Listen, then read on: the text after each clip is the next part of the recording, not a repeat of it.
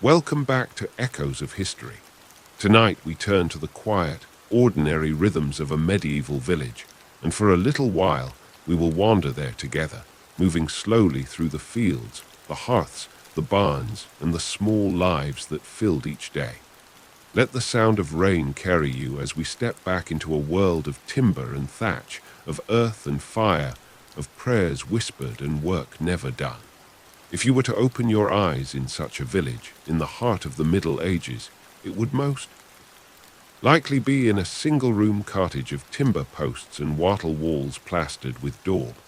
The roof above would be thatch, thick and low, dripping with dew in the morning, and the smell inside would be a mixture of wood smoke, damp straw, and the sourness of ale and bread that never truly leaves the air. A small fire burns in the hearth at the center, smoke drifting upward through the hole in the roof, never quite escaping, so that the rafters are darkened with years of soot. The floor is earth, packed down by bare feet and the hooves of animals who sometimes share the room when the nights grow cold. The family rises before the sun has fully lifted. There is no clock but the crowing of the rooster, the faint paling of the sky, the stirring of neighbors as doors creak open across the lane. The day begins not with leisure but with necessity. A woman stirs the embers of last night's fire, coaxing it back to life, while her husband pulls on rough woolen hose and a tunic that smells of sweat and lanolin. Children wake on straw pallets, rubbing their eyes, shivering against the chill, their small hands reaching instinctively for crusts of yesterday's bread. Breakfast is not feast but sustenance. A pot of pottage, thin from many days of boiling, is warmed once more. A stew of whatever can be found, cabbage, leeks, barley, sometimes a bit of bacon rind or bone for flavor.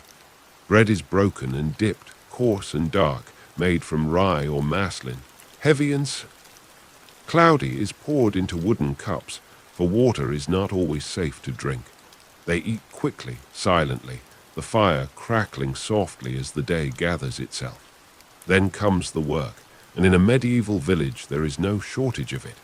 Men step out to the fields carrying wooden plows, their oxen led by ropes, their hands already calloused and rough. The soil is heavy and dark, clinging to feet, to tools, to beasts. Each furrow is labor, each ridge carved slowly beneath the sky. To the cottages, spinning wool into coarse thread, grinding grain in querns, brewing ale in small batches that bubble and froth in clay pots. Children are set to tasks as soon as they can walk, gathering firewood, fetching water from the well, driving geese along the lane.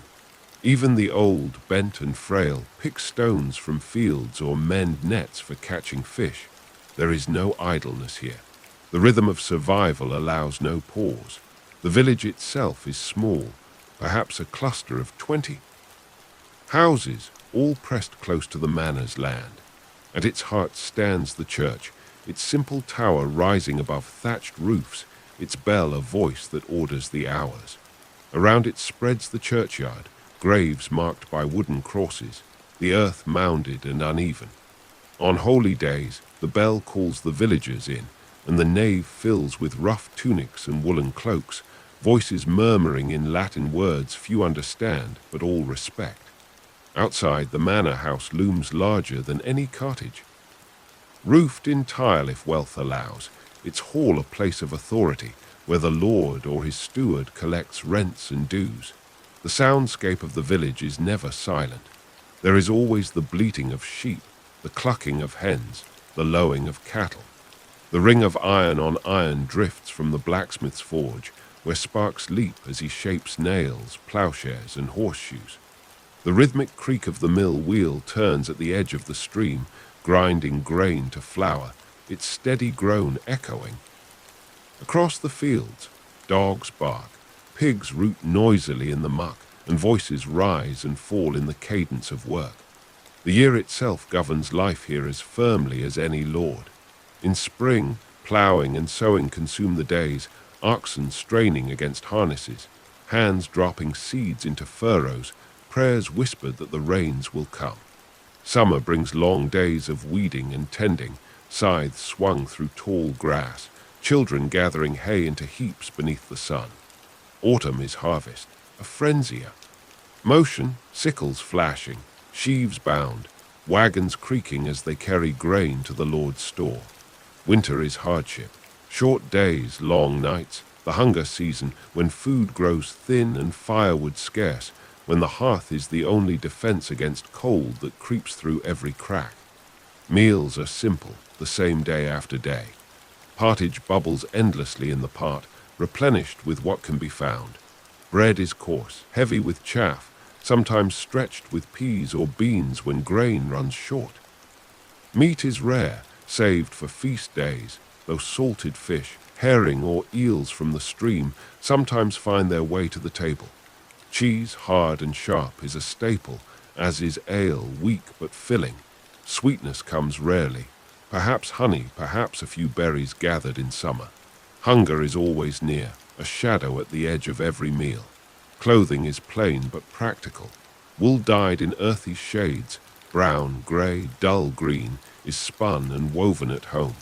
Linen is worn if it can be afforded. Skin but cooler in the heat. Shoes are leather, stiff and cracked, patched again and again. In winter, cloaks are lined with fur if luck allows, though many go without, wrapping themselves in whatever scraps can be found. Children often wear the cast-offs of older siblings, stitched and mended until the fabric itself can bear no more. When illness strikes, the village has little defense. Herbs gathered by wise women are brewed into teas, poultices laid upon wounds, charms whispered against. Fever. The priest offers prayers, blessings, sometimes relics if the church holds them. Yet sickness takes many, especially children, and the graves in the churchyard grow steadily. Life is fragile, uncertain, yet it continues, the rhythm unbroken. Evening comes with the setting sun, for the day's work cannot outlast the light. Families return to their cottages, hands blistered, backs sore, eyes heavy. The fire is coaxed back to flame, the pottage stirred once more, bread broken and passed. Around, shadows lengthen upon the walls, the room glows with the flicker of flame, and voices murmur in low conversation. Stories are told, of saints, of beasts, of half-remembered tales carried down from generations past. Children fall asleep on straw, curled against one another, their breath steady. Outside, the night deepens. The village quiets, save for the occasional bark of a dog or the cry of an owl.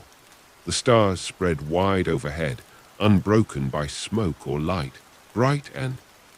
Air grows cold, settling heavy across the thatched roofs, seeping into walls. In the cottages, fires burn low and sleep takes hold, dreamless, deep, preparing bodies for the labor that will begin again with the rooster's crow. This is the life of a medieval village, ordinary, repetitive, filled with hardship, and yet threaded with community, faith, and survival. Each day is much the same, each season a cycle repeated year after year, and within its rhythm there is both weariness and peace. World both fragile and enduring, carried quietly through the centuries. If you were to linger a little longer in that same medieval village, you would notice that while survival was constant work, life was not without its small moments of joy, ritual, and rhythm beyond the endless tending of fields. A village was not only furrows and pottage, but also the gentle patterns of human habit. Festivals, marriages, songs sung at dusk, children's laughter echoing down the lane. Texture to existence, and they are worth dwelling upon slowly. Children, though often tasked with chores from the time they could stand firmly on their feet, still found ways to turn duty into play. Driving geese to pasture became a kind of game, the birds stubborn and comical, their flapping wings forcing laughter even from weary mouths.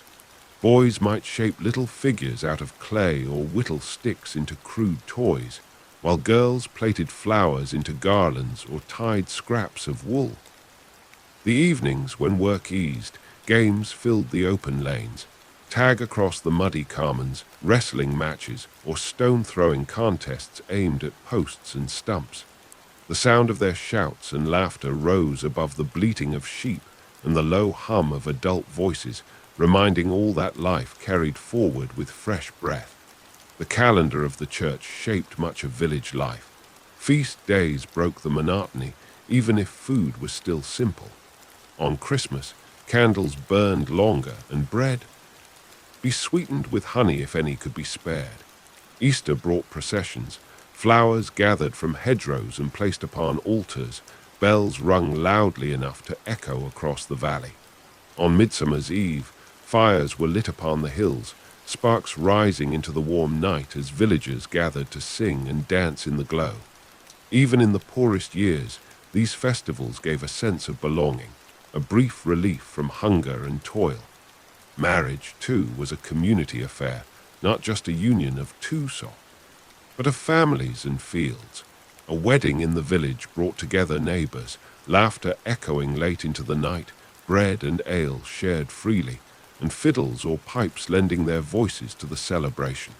Songs passed from elder to youth were sung in rough harmony, clapping hands setting rhythm, feet stamping upon the earth until the very floorboards shook. Even those who lived in shadow, the poor, the widowed, the old, were drawn into the warmth of such gatherings, if only for a night. In contrast, death was a solemn rhythm just as constant. When someone fell ill beyond recovery, the priest was called to murmur prayers and offer holy water. The church bell tolled slowly when a body was carried to the churchyard, the whole village gathering to walk behind the coffin or wrapped shroud. The grave was dug by neighbors, the cross set firmly at its head, and candles burned within cottages for days after. Death was no stranger here, yet it was not met with fear so much as inevitability, woven into the fabric of life as closely as planting or harvest. The sounds of work filled most hours. The smith at his forge was among the loudest voices of the village. His hammer struck iron on anvil, ringing sharp and constant, shaping nails, hinges, and horseshoes, his sweat mixing with the glow of the coals. The carpenter's plane rasped wood smooth for carts and doors. The cooper's hammer tapped staves into barrels for ale. Women sang softly as they spun wool or their parts melodies half prayer, half lullaby. These sounds blended into a background music that never ceased, a hum of persistence. When winter came, the tempo changed. Days were shorter, fields lay fallow, and the cold pressed close against every wall. Work moved indoors, spinning by the fire, mending cloaks, patching shoes. Smoke curled thick from every chimney, hanging low in the damp air, filling the village with a haze of peat and wood. Food was thin then, meals reduced to the small. Portions, dried peas, salted fish, and crusts of bread softened in broth. Yet winter evenings carried their own comforts. Stories were told by firelight, tales of saints who tamed wolves, of knights who fought dragons, of spirits that haunted crossroads. Children listened wide-eyed, the firelight flickering across their faces before sleep drew them into straw pallets. Faith was never far away. The church bell marked hours of prayer, even for those who could not spare the time to kneel. Its walls, rosaries hung at belts, crosses carved into door frames, charms stitched into clothing. Pilgrimages were rare for villagers, but relics, even the smallest splinters or cloth fragments, gave comfort. Every field was blessed in spring, every storm answered with prayers murmured quickly in the dark. Religion was not only belief but survival, woven into each furrow, each meal, each birth and death. The landscape around the village framed everything. Hedges marked bound. Rolled into the distance, woodlands loomed at the edges, dark and mysterious. Children were warned not to wander too far, for beyond the known paths lay wolves, outlaws, and the unknown. Streams ran through, their waters powering mills, their banks lined with reeds and willows. In spring, the meadows filled with wildflowers, bright splashes of yellow and purple against green. In autumn, smoke from stubble fires drifted across the horizon, the air rich with the smell of cut grain. And always, the sky vast, unbroken, commanding. Without clocks or lamps, the heavens themselves told time. The rising and setting of the sun governed every task. Stars burned sharp on clear nights, constellations whispered into stories, the phases of the moon guiding planting and harvest. The people of the village lived not against nature but within it, bound to its rhythms, bending to its demands. So the life of a medieval village was not only toil and hunger, though both were constant. It, rhythm of bells, the laughter of children, the warmth of fires, the solemnity of graves, the murmur of prayers, the joy of feast days. A tapestry of hardship and hope, woven tight, its threads ordinary but enduring. If you walk deeper into the village, into its narrow lanes where earth is pressed hard by countless feet, you begin to notice how every corner of life is defined not by wealth or grandeur, but by necessity. The cottages lean into one another, their walls patched. Roofs thick with thatch, often sprouting grass or weeds where seeds have settled. Smoke curls from holes in the roofs, carrying the scent of peat, oak, or sometimes dung when no better fuel can be found. Doors stand low, so that even a grown man must stoop to enter, and within each threshold lies the beating heart of the village, the fire. The hearth is more than warmth, it is survival. Each day begins with coaxing embers back to life, blowing gently until the flame sparks and around that fire the family gathers, eats, works, and tells its stories. Parts of clay or iron hang above the flames, pottage bubbling endlessly, its contents never the same from one day to the next. It may hold a carrot, a handful of beans, or simply cabbage leaves boiled until soft. Sometimes, if fortune favors, a bone gives its strength to the broth, or a piece of pork rind simmers long enough to flavor every ladle. The smell of it lingers in the walls, comforting and weary. Outside, the day expands into work that stretches from sunup to sundown. Men move into the fields with plows creaking behind oxen, their bodies bent, their faces weathered by sun and wind. The soil resists, heavy and stubborn, clinging to wooden blades. Every furrow turned is a prayer for survival, every seed dropped into the earth a hope against hunger. In summer heat, sweat darkens tunics. In autumn chill, breath steams white against the sky. And all the while, the rhythm of work. Step, pull, turn, drop, repeat. Women shape the fabric of daily life with their own endless labors.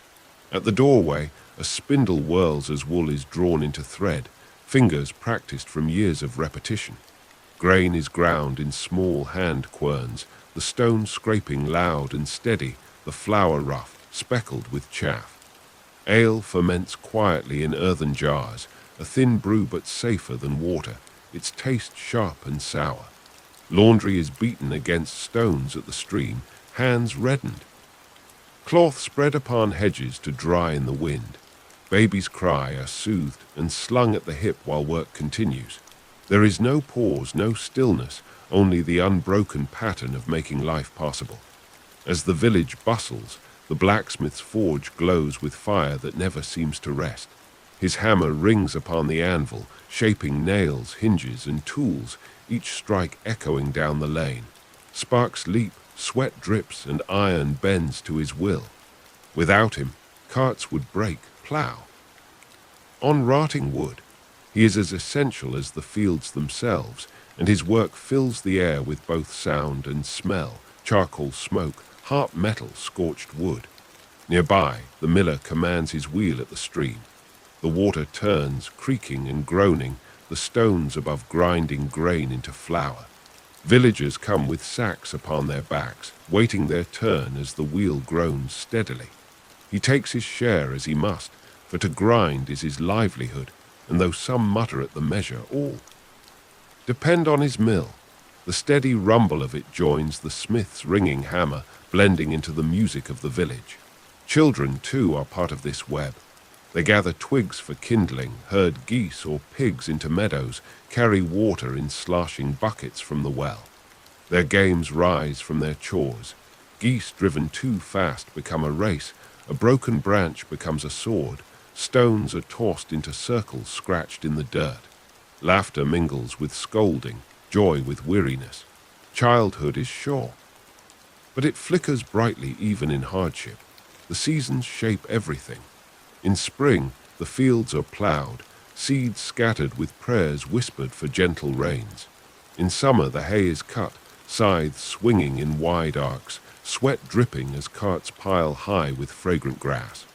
Autumn is the great harvest, a frantic gathering of wheat and barley, women and men working side by side, hands binding sheaves, voices calling to one another across golden fields.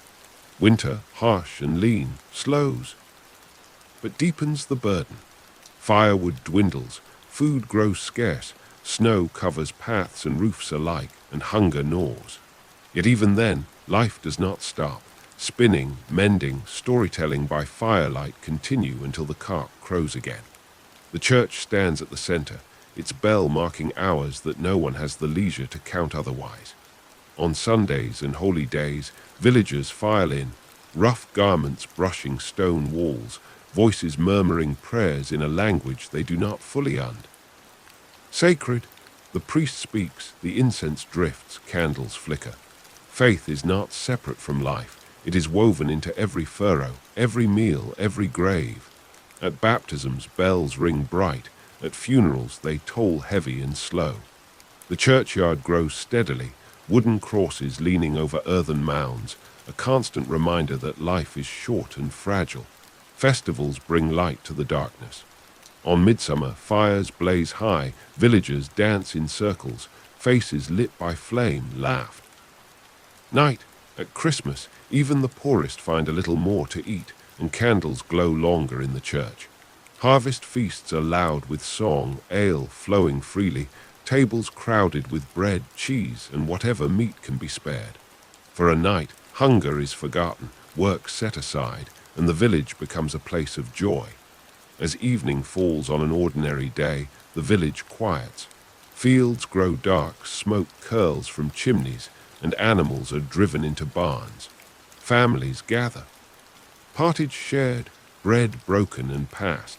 Shadows dance on soot-darkened walls, voices murmur low, stories slip into the air like threads weaving generations together. Children drift into sleep on straw, elders nod beside the fire, and slowly the flames burn low. Outside, the sky deepens to black, stars scatter sharp across the heavens, the moon drifts pale over thatched roofs. Dogs bark faintly, owls call from the woods, and the village breathes in unison. Tomorrow, and spindles, hammers and querns, prayers and hunger, laughter and sorrow. A rhythm unbroken, steady as the seasons, carrying life forward day by day, year by year. Through the quiet lanes of the medieval village, as another dawn unfolds, you notice how the fabric of life is stitched together not only by work, but by countless customs, beliefs, and small details that give shape to each passing day. The air carries the smell of damp earth and smoke. Roosters crow from hidden yards. Of daily labor begins before the sun has fully risen. The first sounds are often the church bell, a hollow note that carries over fields and rooftops, reminding even the most weary that time belongs not only to toil, but also to God. The bell divides the day into segments: morning prayer, midday rest, evening mass. For most villagers, it is less about the theology than about rhythm. When the bell calls, they know when to kneel, when to eat, when to lay tools aside. Brisk. Mothers set children to tasks quickly, for every hand matters. Some are sent to gather water, balancing buckets on yokes across their shoulders, their bare feet padding through mud. Others carry kindling, their small arms loaded with sticks gleaned from hedgerows. The eldest boys, strong enough to keep pace, follow their fathers into the fields, where oxen already strain against plows. Girls linger closer to the hearth, grinding grain, stirring pots, or watching infants too small. Work.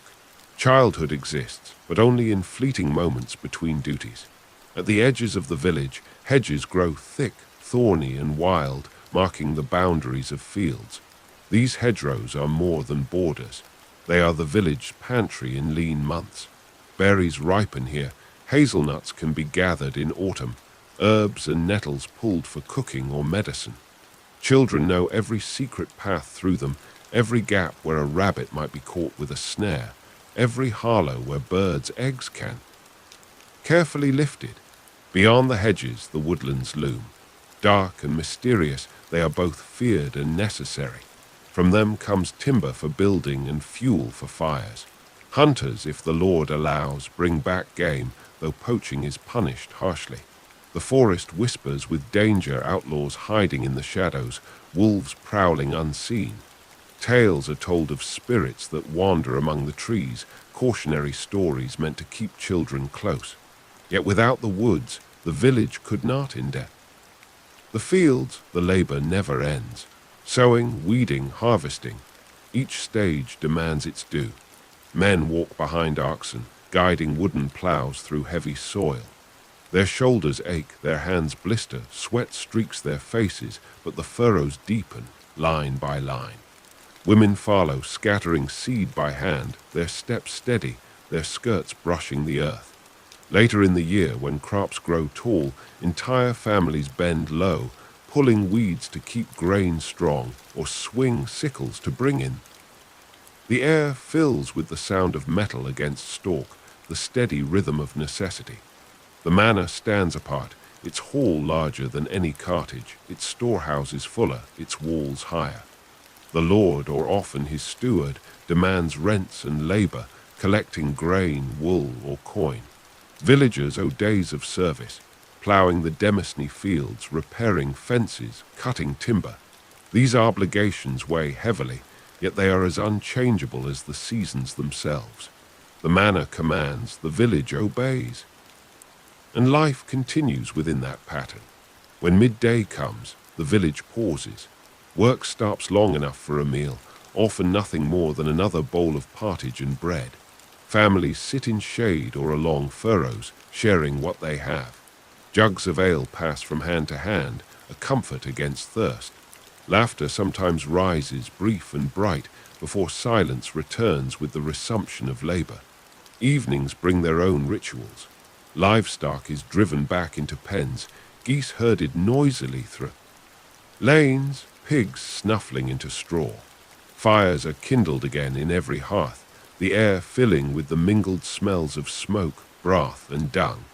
Villagers gather not only in homes but at the alehouse, where rough benches crowd beneath a thatched roof, where stories are told, songs sung, and disputes settled.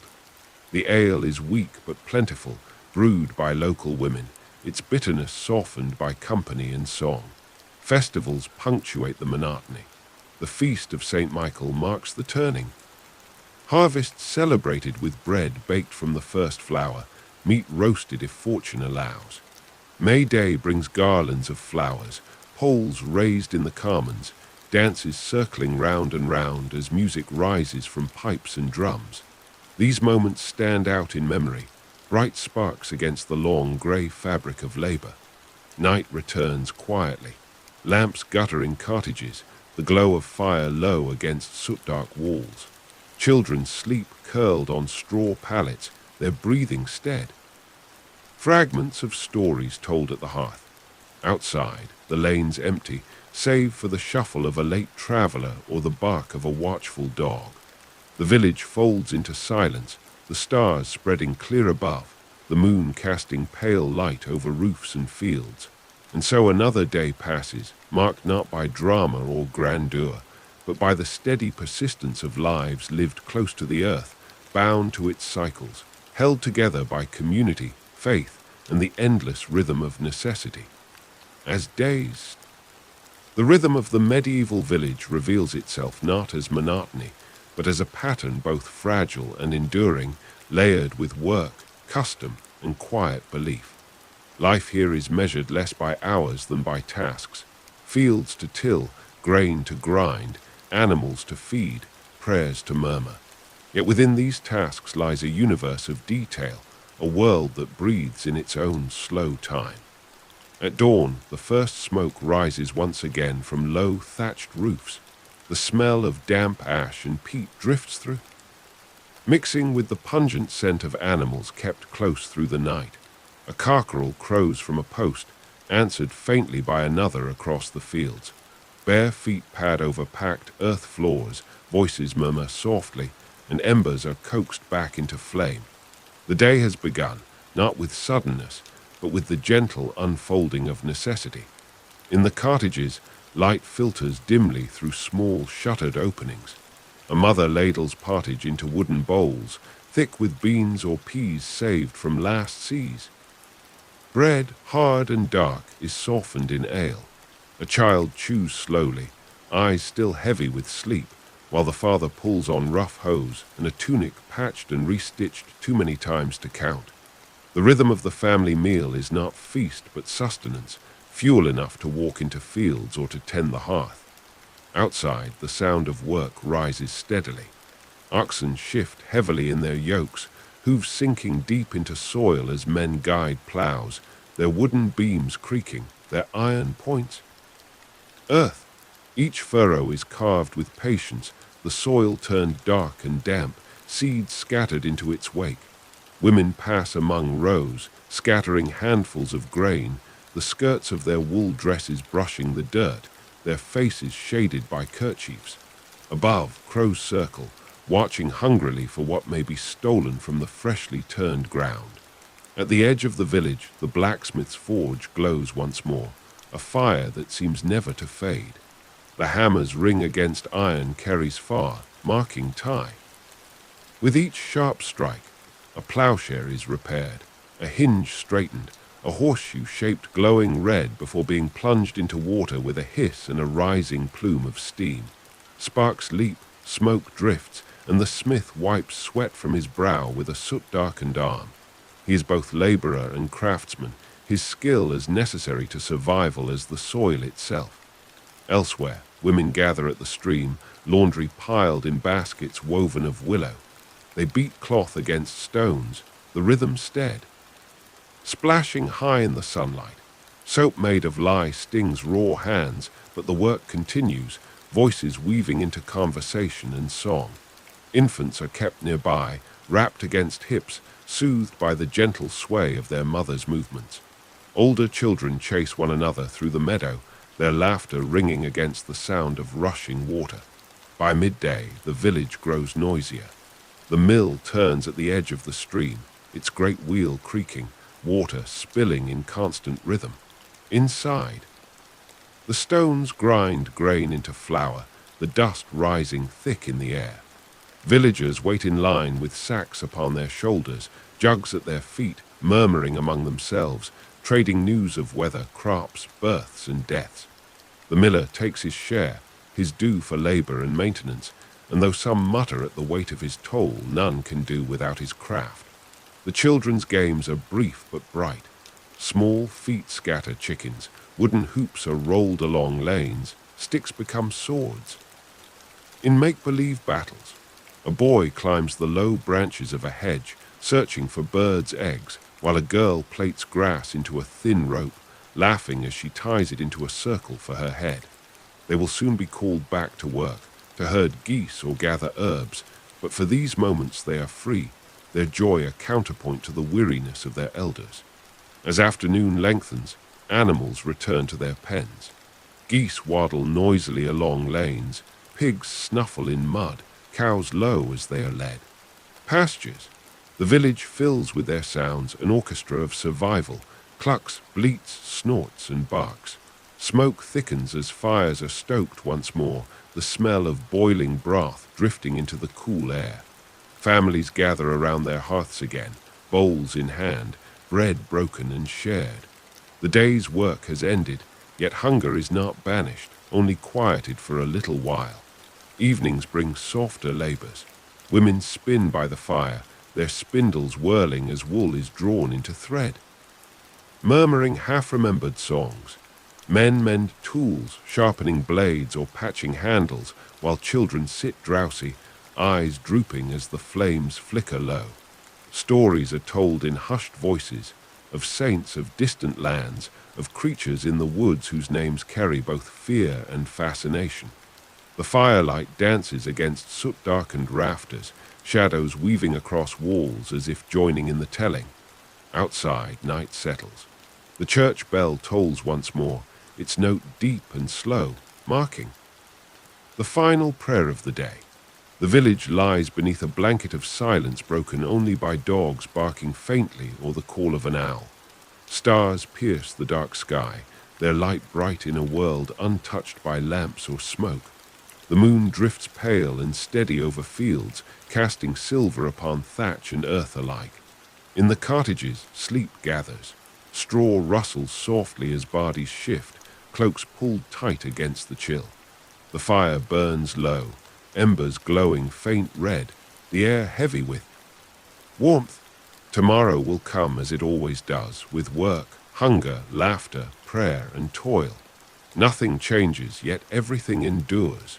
And so the village breathes on, caught in the endless rhythm of survival, each day alike, each day unique. A quiet world carried forward by the simplest of tasks, the humblest of hands, and the boundless patience of time. Beyond the daily rhythm of fields and hearths, the medieval village held its own hidden layers of custom and tradition, pieces of, passed quietly from one generation to the next. These customs did not simply fill the time, they gave structure and meaning to lives bound so closely to the earth. Superstitions clung to every lane and hedgerow.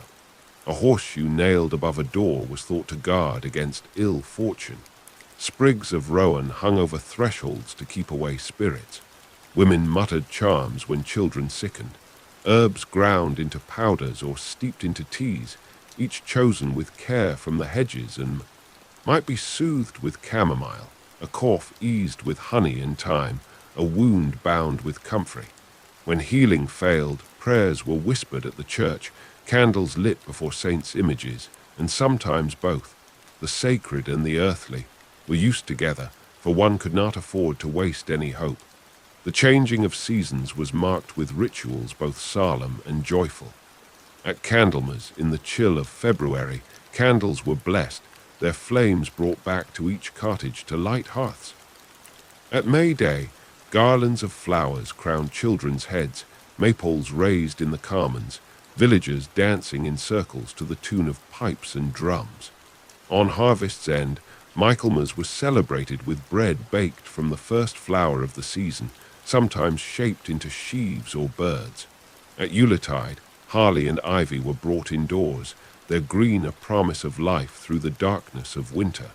Work was constant, but within its constancy lay moments of gathering. At shearing time, joined together, blades flashing as sheep were freed of their wool. The fleeces were piled high, lanolin thick upon hands, laughter and gossip rising in the summer air.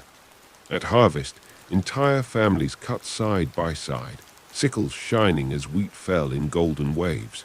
Songs were sung to keep rhythm, voices rough but steady, the words old as memory itself. When the last sheaf was bound, a figure of straw might be fashioned, carried in procession to the manor, an offering of thanks for the seasons. Bounty. The manor's presence was never far. Each villager owed labor or goods, days spent ploughing the Lord's land, a portion of grain delivered to his storehouse, hens or eggs brought as rent. At times the steward came through the lanes, tallying dues, marking debts. Yet the manor also offered protection, its hall a place of shelter in raids, its lord expected to defend the village from threat. The balance was never equal, but it was accepted as the order of the world. Children grew into the pattern of this life. By 7 or 8, boys were sent into fields, driving birds from crops, fetching water for ploughmen, herding animals. Girls learned to spin, to sew, to keep fires burning and pots simmering. Play existed, but it was never far from work. Games echoed the tasks of adulthood.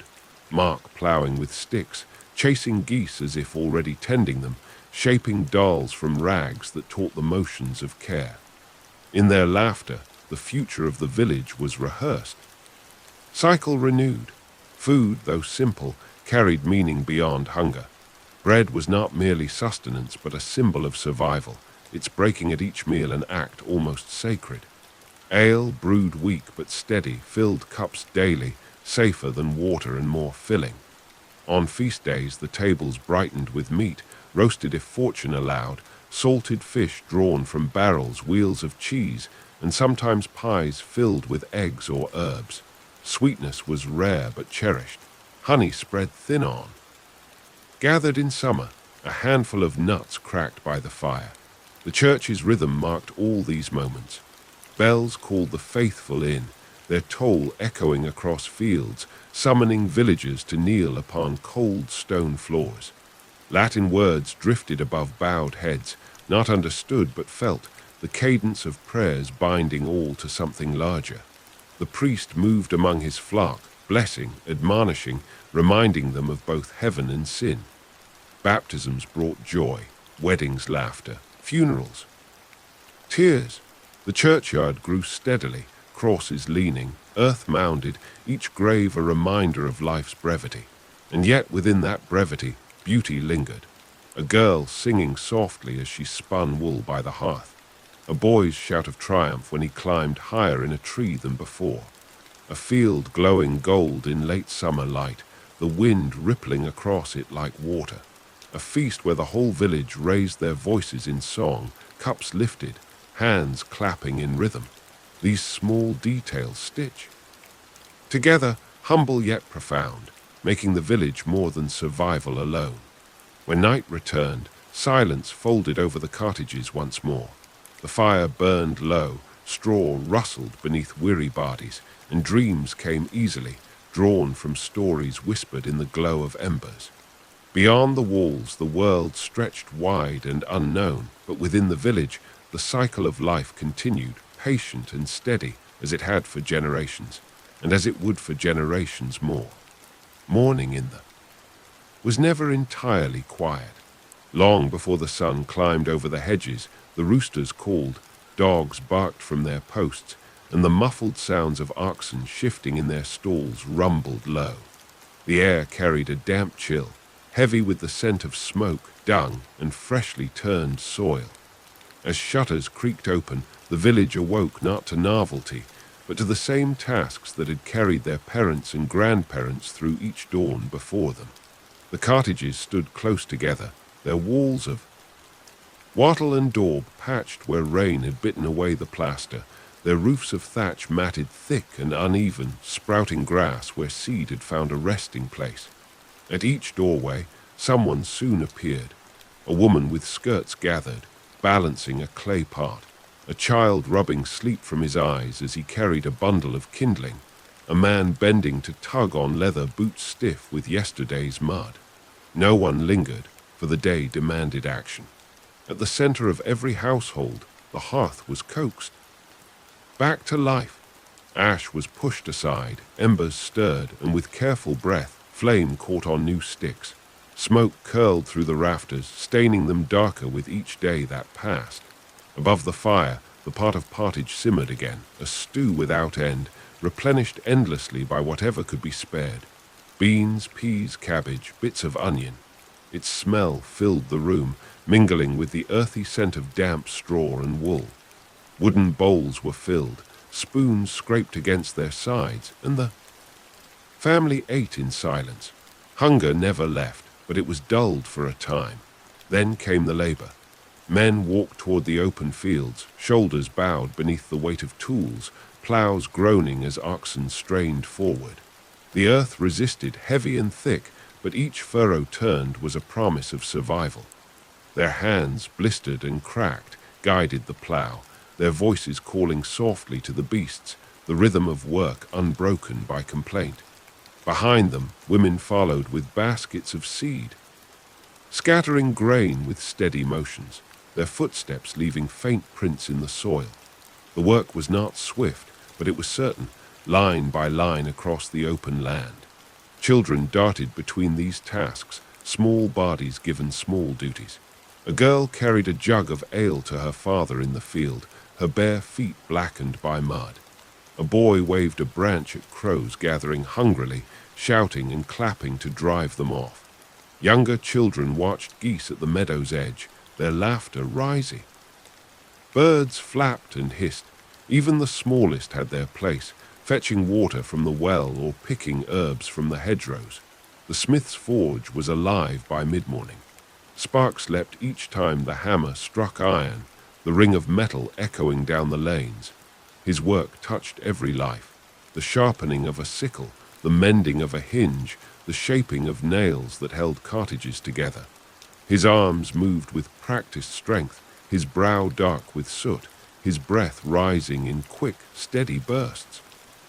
The rhythm of the anvil was as familiar as the bell of the church, marking time in its own way. At the stream, women gathered for washing. Their voices carried easily across the water, laughter mixing with song as they beat linen against stones. Cold water stung their hands, but cloth was scrubbed clean, spread upon hedges and bushes to dry in the breeze. Children splashed nearby, chasing minnows in the shallows, until a sharp call sent them back to their work. Buckets were filled, jugs carried. Home, the daily burden of water never ending. By midday, the sun stood high, and work slowed only briefly. Families sat in furrows or at cottage doors, eating bread dark and sour, dipping it into broth or ale. Words were few, for mouths were busy, but a story might be told, a song half sung before the labor began again. Hunger pressed always at the edges, and meals were less comfort than necessity, yet the moment of pause bound families together in the midst of toil. Of the mill filled the air. The great wheel turned, water rushing against its paddles, the grindstones groaning as they crushed grain into flour. Villagers stood in line with sacks across their shoulders, dust clinging to their skin, voices murmuring as they waited. The miller took his portion, his toll as expected, and though some muttered under their breath, all knew the wheel was as vital as the fields themselves. Evening drew shadows long across the lanes, the light fading golden against thatch and hedge. Animals were driven home, geese clattering noisily, cows lowing, pigs grunting as they settled into pens. Smoke thickened once more above the village, the smell of suppers drifting together into the cooling air. Families returned to their hearths, bowls filled again with pottage, bread passed hand to hand, ale poured into wooden cups. The firelight flickered against soot-darkened walls, casting shadows that shifted and danced as voices murmured in quiet rhythm. Children dozed against their mothers, straw rustling beneath them, their small faces lit by the glow of embers. Men mended tools, sharpening blades by firelight, while women spun wool, their spindles whirring softly. Stories were told once more, tales of saints who tamed beasts, of spirits that haunted the crossroads, of heroes who walked roads far from the village. Each story carried a lesson, a warning, a memory, passed down like bread from hand to hand. When the church bell tolled for hung heavy over the darkening fields, prayers were whispered in cottages, crosses traced in the air, and then silence grew, broken only by dogs at the edge of the lanes or the soft hoot of an owl in the woods.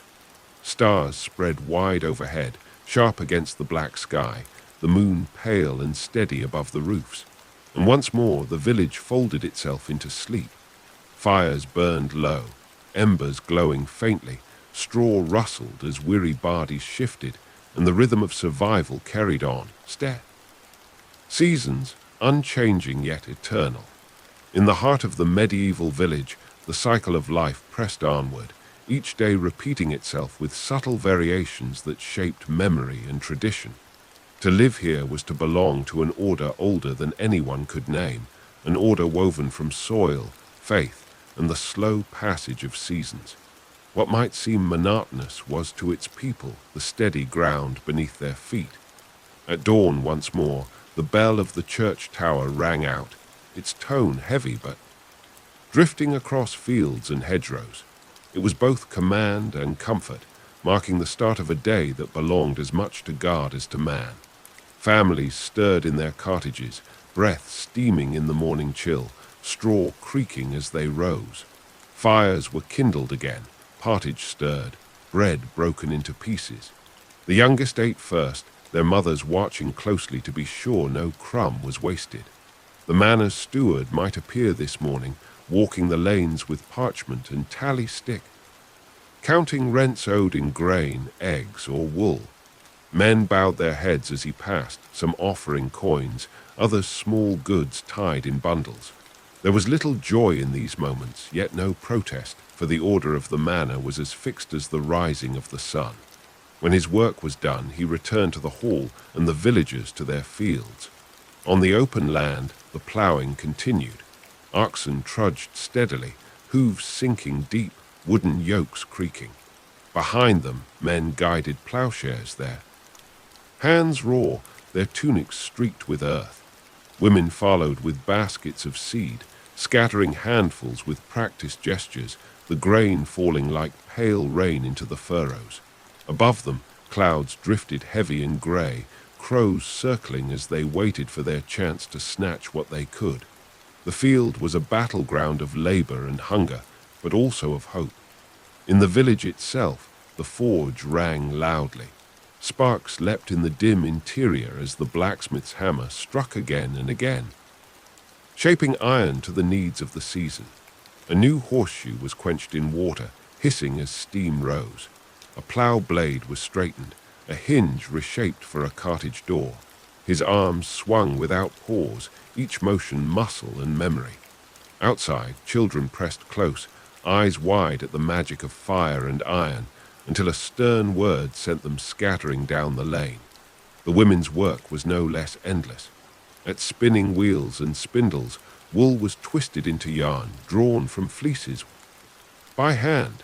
The thread wound slowly onto barbins, destined for looms or needles. Some women brewed ale in great cauldrons, the smell of yeast and malt thick in the air.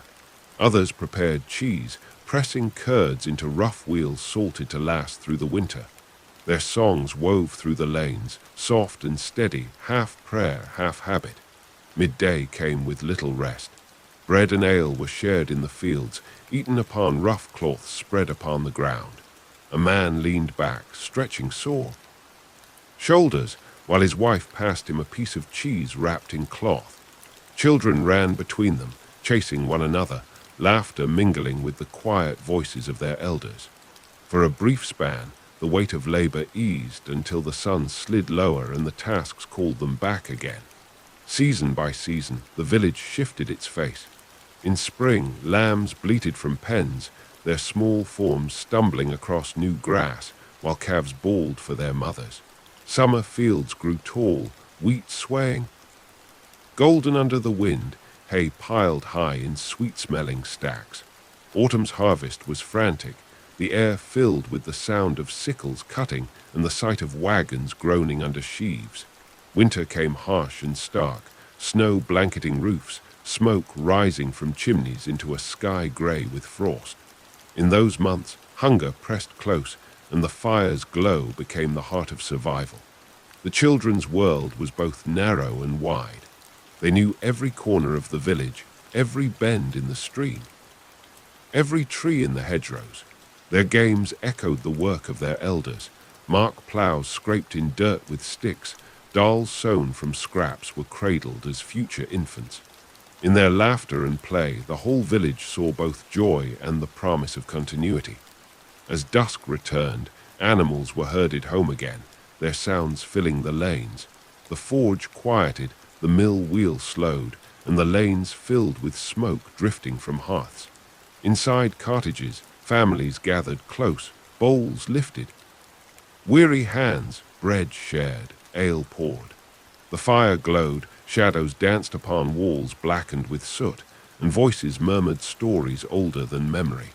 Tales of saints and sinners, of spirits in the woods, of heroes whose names echoed faint but steady, like the toll of the church bell itself. When night deepened, silence wrapped the village close. The stars spread sharp above, the moon silvered the roofs, and in each cottage sleep settled slowly upon weary bodies. Tomorrow would come again. Same and yet new, carrying forward the endless rhythm of life in a medieval village, a rhythm as steady as breath, as fragile as flame, and as enduring as stone.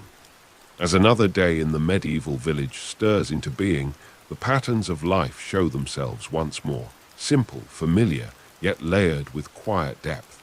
The rooster crows, the church bell tolls, and smoke rises pale against the dawn sky.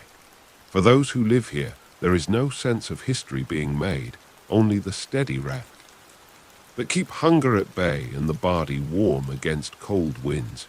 Yet in their very ordinariness lies the story of survival. The cottages line the main track, their thatched roofs sagging under years of rain, their walls patched with fresh daub where last winter cracked them.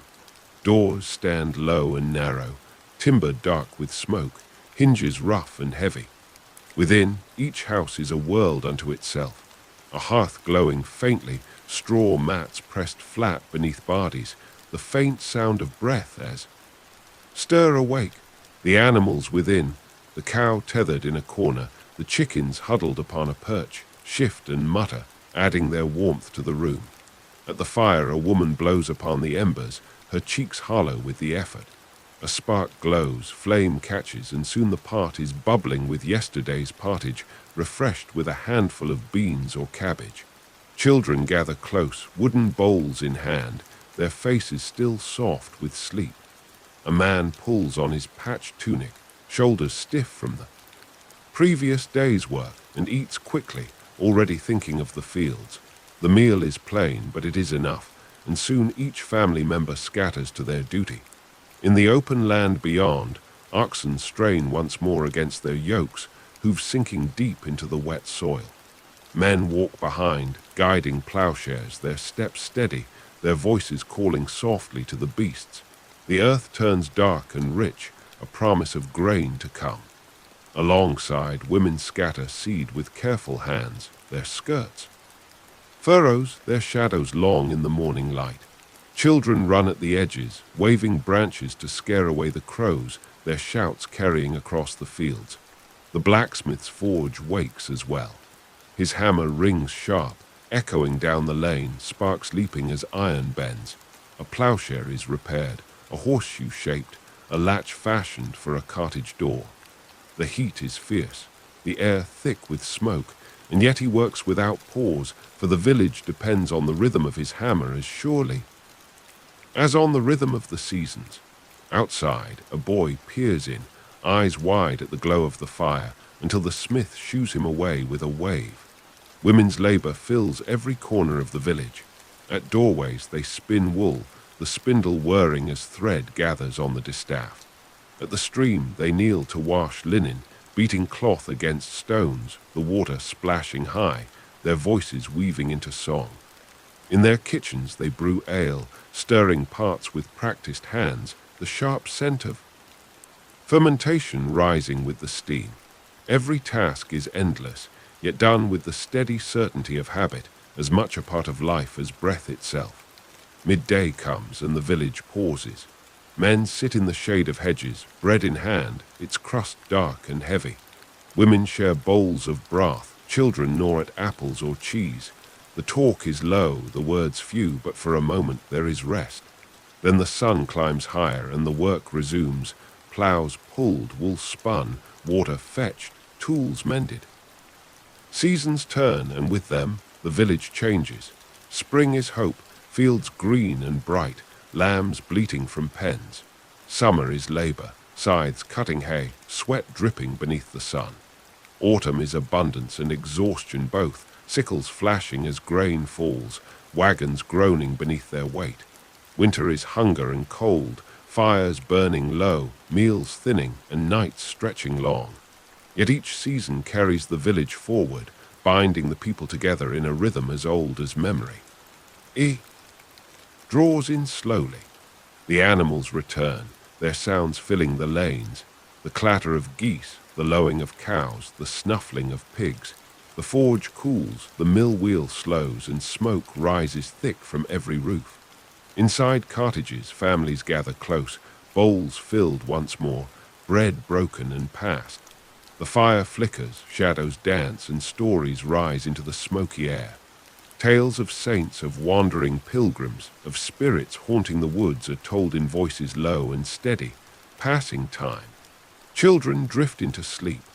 When the church bell tolls, the sound settles over the village like a benediction. Crosses are traced in the air, prayers murmured softly, and then silence deepens. Stars glimmer sharp above, the moon rides pale over darkened fields, and the village rests again. Tomorrow will repeat these same tasks, these same songs, these same struggles and small joys. And in their repetition, life endures, fragile yet steady, carried onward by hands calloused and hearts. The medieval village does not measure time in hours, but in the steady unfolding of light, in the toll of the bell, and in the completion of tasks that repeat themselves until they blur together. Yet if one lingers long enough, one begins to notice the richness within this apparent sameness, the textures of daily life, the beliefs that shape it, and the countless details that root each soul firmly in its place. The morning begins with the familiar crackle of rekindled fires, embers that, smoldered through the night, are stirred to flame, smoke curling thick against soot-dark rafters. A mother bends low, hair hidden beneath a kerchief, her breath coaxing sparks into life. Soon the pot is set to simmer once more, and the smell of cabbage and beans fills the room, mingled with the damp scent of earthen floors. Children, barefoot and blinking against the gloom, press close with bowls in hand, waiting their share of pottage. Bread, coarse and dark, is broken into pieces, dipped into the broth to soften. Even the smallest morsel is precious, and not a crumb is wasted. Outside, the day gathers. Crows wheel above, their harsh calls breaking the stillness, while dogs bark at the lane's edge. Men lead oxen to the fields, their shoulders bowed beneath the weight of tools. Wooden plows creak as they bite into the soil, the beasts straining forward with low, patient groans. Each furrow turned is another line in the great book of survival, written not in ink but in sweat. Them women scatter seeds from baskets, their hands moving with practiced grace, their skirts brushing against damp earth. The children's voices ring out as they clap and shout, chasing crows from the furrows, their laughter mixing with the grunts of oxen and the calls of men. In the village lanes, work takes other forms. The blacksmith's forge roars alive, its fire blazing bright against the morning's pale light. Sparks leap as the hammer falls, shaping iron into nails, horseshoes, and hinges. His muscles strain, his face streaked with soot, his breath rising heavy in the heat. The sound of iron upon iron carries far, a heartbeat of labor heard in every corner of the settlement. Nearby, the carpenter smooths planks for a cart, the rasp of his plane steady and low. The cooper's hammer taps staves into barrels, the rhythm of wood against wood echoing faintly. Each trade adds its note to the village's music. At the stream, women kneel upon stones, their skirts gathered high as they scrub linen against rough surfaces. Cold water reddens their hands, yet the cloth is beaten clean, spread across hedges to dry in the sun. Their voices weave together in quiet conversation, songs half-hummed, carrying stories and gossip from cottage to cottage.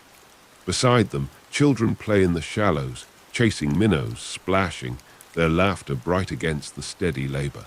A sharp word calls them back to fetch water, and they scamper off, buckets bumping at their sides. By midday, the climbs higher, casting long shadows over thatched roofs and packed earth lanes. Work slows and the village pauses. Families gather in fields or at doorsteps, eating bread, cheese, and thin ale. A boy chews slowly on a crust, eyes on the oxen resting in shade. A woman passes a jug to her husband, who drinks deeply before wiping his brow with the back of his hand. The meal is plain, yet it binds them together, a small respite before labor resumes. The cycle of seasons dictates. Spring, the air is filled with the bleating of lambs and the soft lowing of calves, new life stumbling into the world. Men mend hedges and ditches, women sow seed, children chase geese through fresh green grass. Summer brings heat and toil, the hay cut with scythes, sweet-scented and piled high into stacks, while bees hum in meadows bright with wildflowers. Autumn is a frenzy of motion, sickles flashing as golden wheat falls, wagons creaking beneath heavy loads. Families work side by side, binding sheaves, stacking them high, praying the weather holds.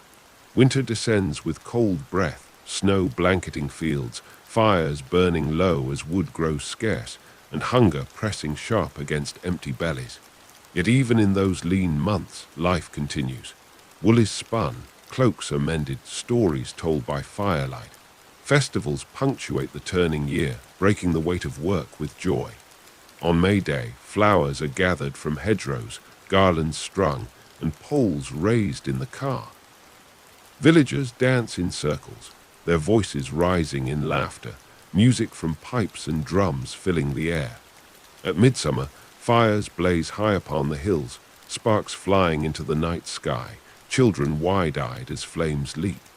At Michaelmas, bread baked from the new harvest is shared, sometimes shaped into birds or sheaves. Christmas brings greenery into cottages, holly and ivy hung against dark walls, candles glowing bright in the church. Even in times of hunger, these moments offer, reminding all that joy can still be found. The church stands at the center, its bell a constant voice.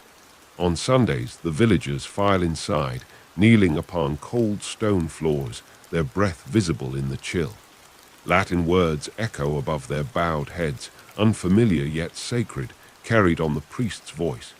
Incense drifts, candles flicker, and the painted images of saints look down with steady eyes. Births are marked with baptisms, marriages with blessings, deaths with tolling bells and earth. Piled upon wooden coffins, the churchyard grows steadily, its mounds leaning, crosses weathered by wind and rain, yet each one remembered by those who pass.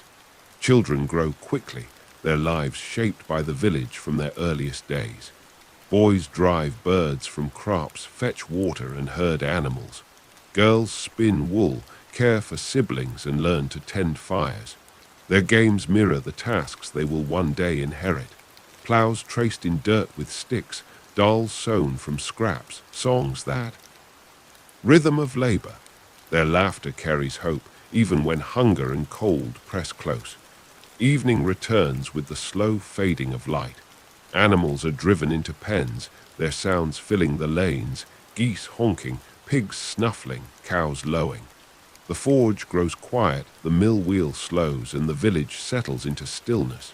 Smoke curls from chimneys, the smell of broth and bread drifting into the cool air. Inside cottages, families gather close once more, bowls in hand, faces lit by fire. Stories are told in low voices, shadows dancing upon soot-dark walls. Tales of saints, of spirits in the woods, of heroes long gone are passed from mouth to mouth, carrying memory forward. The bell tolls for compline, and prayers are murmured, crosses traced in the air.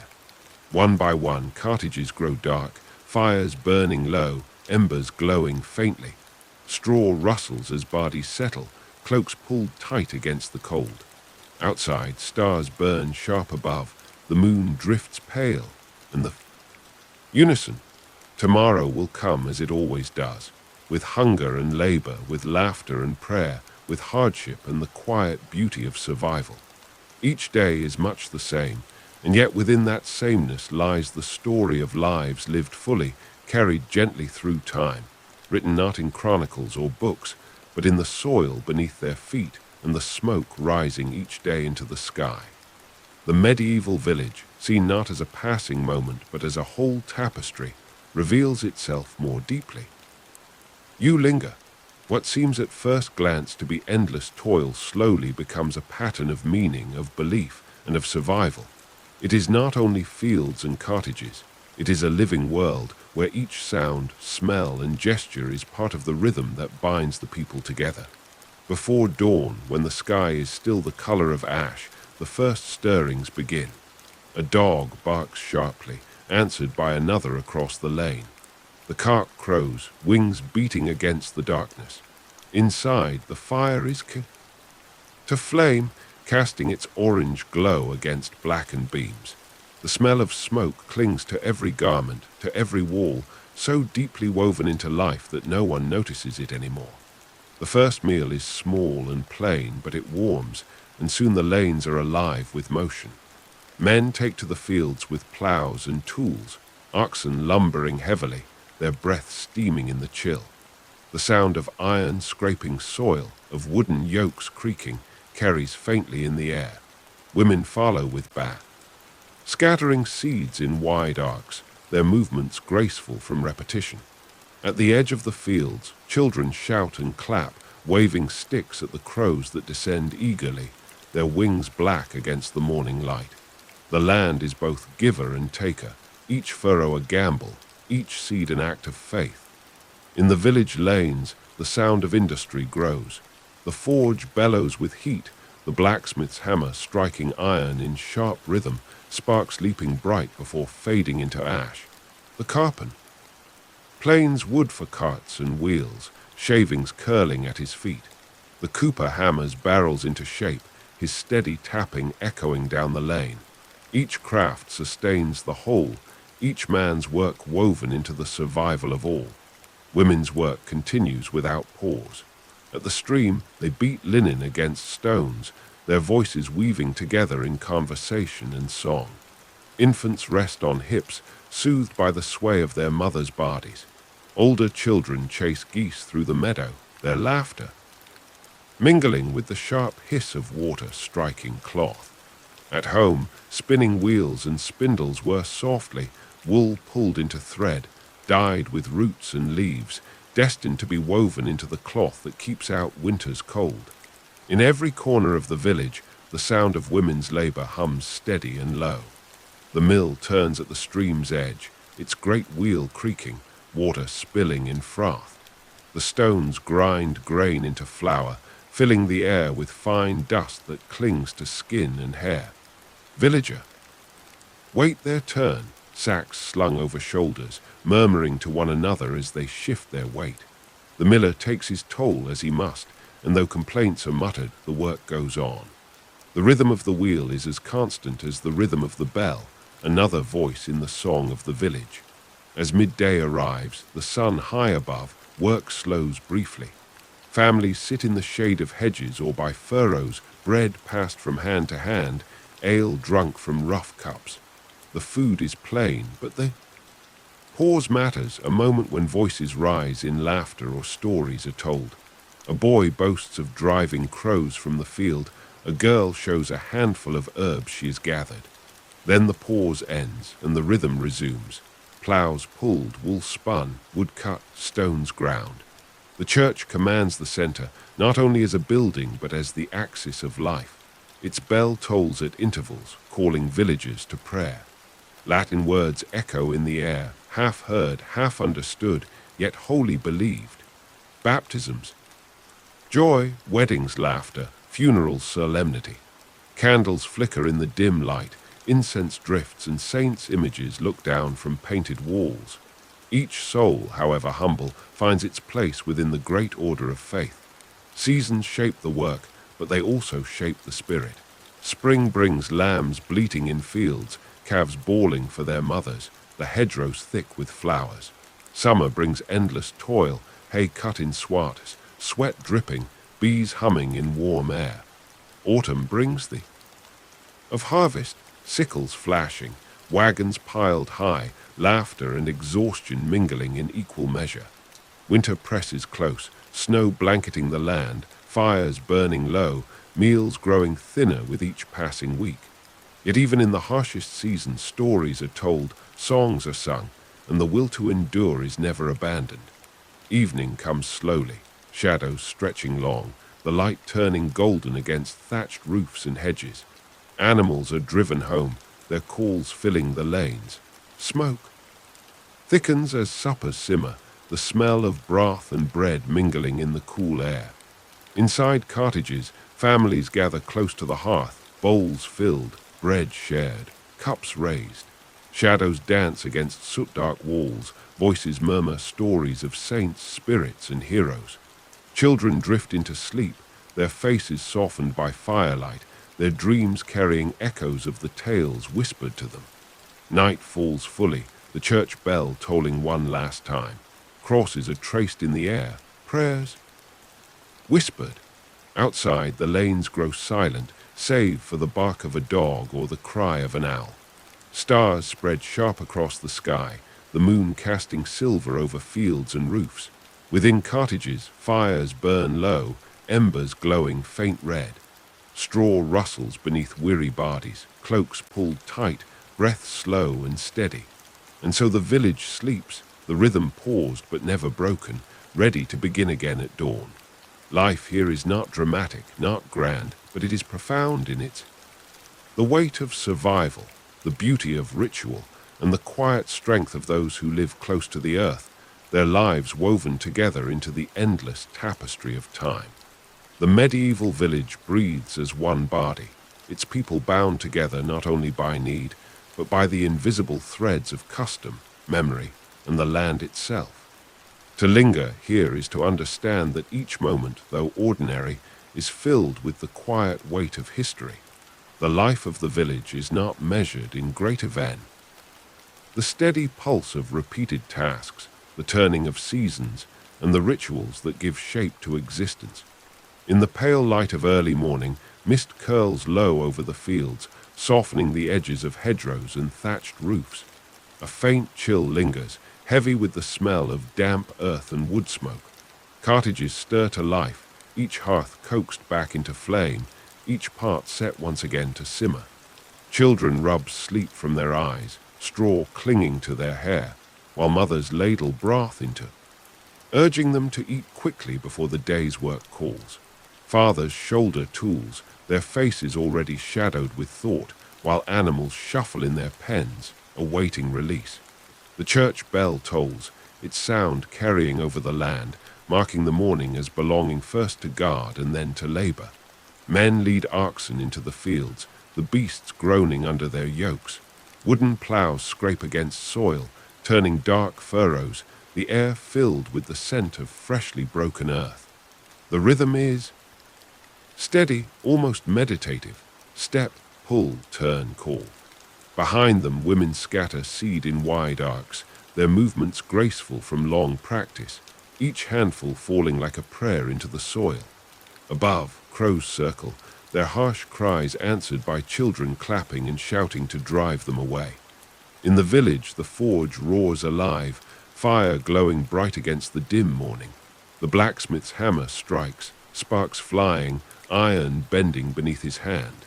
Nails, horseshoes, and tool, each one carrying the promise of continued survival. His work is relentless, but his role is honored, for without his skill, the plows would falter, the carts collapse, the doors sag from their frames.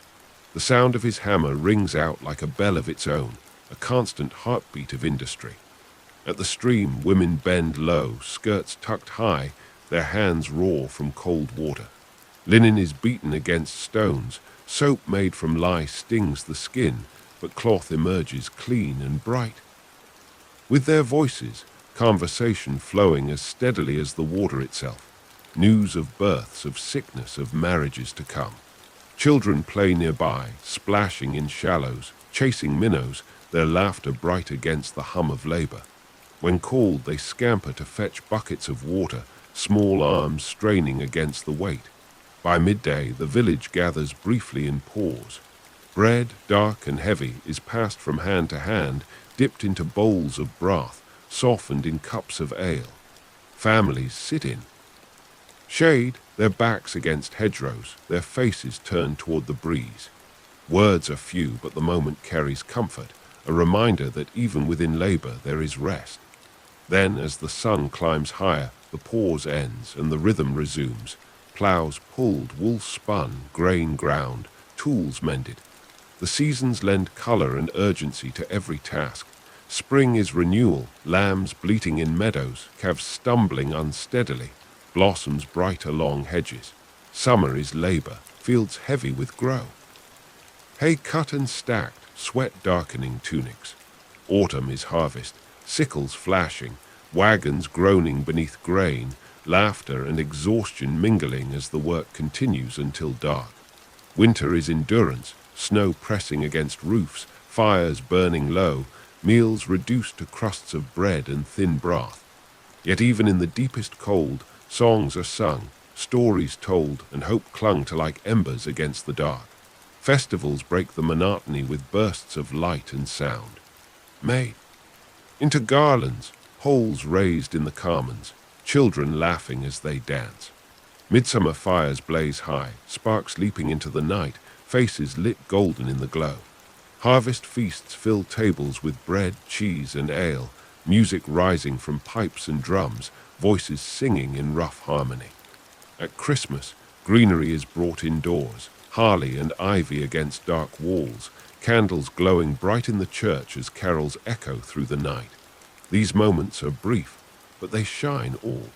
Against the backdrop of labor, the church marks not only holy days but life itself. Its bell calls villagers to prayer. Its walls hold baptisms, weddings, and funerals. Candles flicker against stone, incense drifts, and Latin prayers rise into the air. Though the words may not be fully understood, their meaning is felt deeply, binding each soul to something larger than the village itself. In the churchyard, graves accumulate steadily, wooden crosses leaning, earth mounded, remembered by those who pass. Life and death are both folded into the rhythm of faith. Children's lives mirror those of their parents in miniature.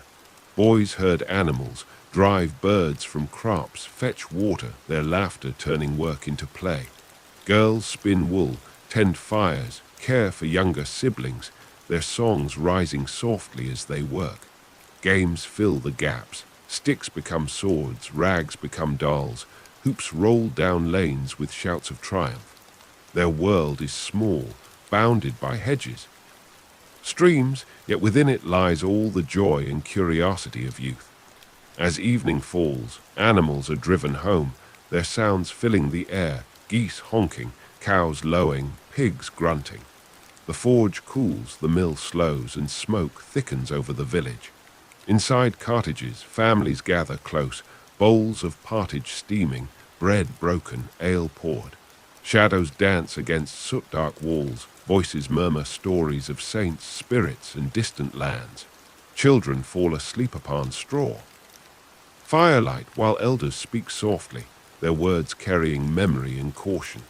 When the church bell tolls for compline, the sound settles over the land like a final blessing.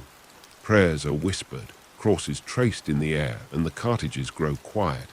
Stars pierce the dark sky, sharp and endless, the moon drifting pale above fields and roofs. Within each home, embers glow faint red, straw rustles as weary bodies settle, and the village breathes in unison, wrapped in silence.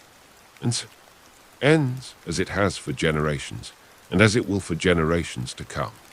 Life in the medieval village is not grand or dramatic, but it is enduring, woven from toil and ritual, hardship and hope, into a pattern as steady as the turning of the seasons and as unbroken as the toll of the bell.